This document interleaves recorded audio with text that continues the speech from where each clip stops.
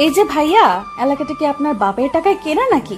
খামোখা আপনারা ওই লোকটাকে মারছেন কেন? হ্যাঁ, এলাকা আমাদের বাপের টাকায় কেনা না হলেও এলাকা আমাদের বড় ভাইয়ের কেনা। তবে যেভাবেই হোক, আর আমরা কাকে মারবো না কি করব সেই সব আপনাকে বলতে হবে না। সোজা রাস্তা মাপেন।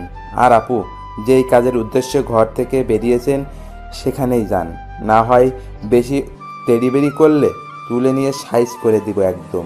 পরে কিন্তু সমাজে মুখ দেখাতে পারবেন না। আমি আপনাদের নামে থানায় রিপোর্ট করব। না, তুই তো দেখি বেশি বাড়াবাড়ি করতিস, তোকে একটু বাটাম দিতেই হবে। একটা ছেলে গিয়ে সেই মেয়েটার চুলের মুঠি ধরে ঠাস ঠাস করে গালের মধ্যে কয়েকটা থাপ্পড় বসিয়ে দেয়। মেয়েটা ছেলেটার হাতে থাপ্পড় খেয়ে সোজা কান্না করতে করতে সেখান থেকে চলে যায়।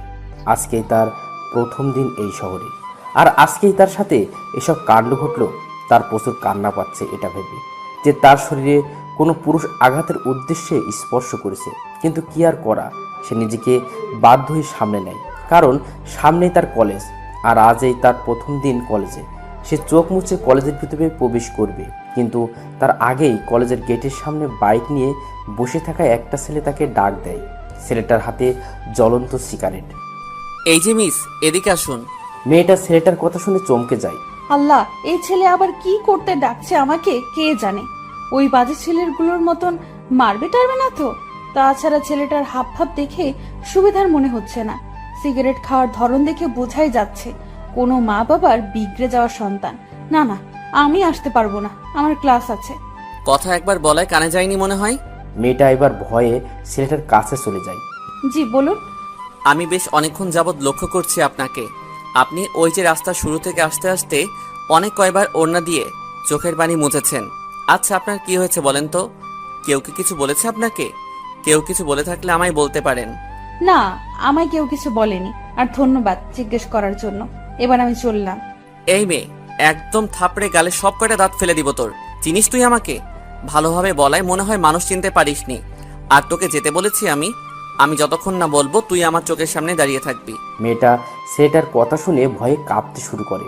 এই ছেলেটাও হঠাৎ হিংস্র হয়ে গেল সেই ছেলেগুলোর মতন। প্লিজ আমায় যেতে দিন না, আমার ক্লাসে যেতে হবে। আজ এই কলেজে প্রথম দিন আমার।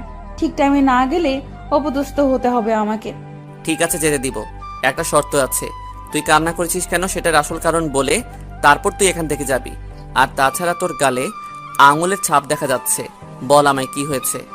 আসলে আমি আসার সময় পথে কিছু ছেলেপেলেকে দেখতে পাই, যারা অনেক কয়জন মিলে একজন লোককে মারছিল। আমি তাদেরকে বাধা দেওয়ায় তারা আমার সাথে খারাপ আচরণ করে, বাজে বাজে কথা বলে আমাকে নিয়ে। পরে আমার চুলের মুঠি ধরে আমার গালে অনেক থাপ্পড় মারে। মেয়েটার কথা শুনে মাথার রক্ত পুরো ডাঙায় উঠে গেছে। মেয়েটার সাদা চামড়ার গালটা থাপড়ে ছেলেগুলো দাগ বসিয়ে দিয়েছে। এই যে, একটু কাছে আসো তো। জি আসছি, বলুন। তোমার নাম কি? আমার নাম তনু। আপনার? সেটা একটু পরেই জানতে পারবে। আচ্ছা, এখন একটু চোখটা অফ করো তো। কেন চোখ অফ